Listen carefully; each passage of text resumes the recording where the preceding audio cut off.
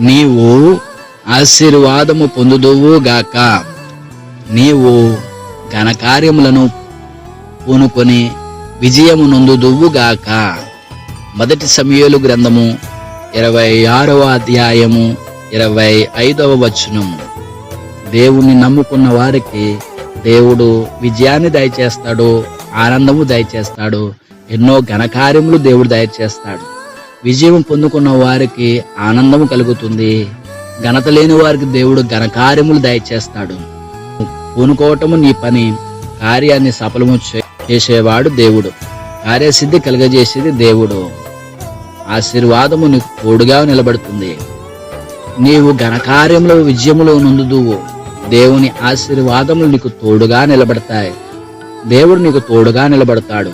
దేవుని యందు ఆనందం పొందుకోవటము మనకిచ్చిన దేవుడు గొప్ప భాగ్యము.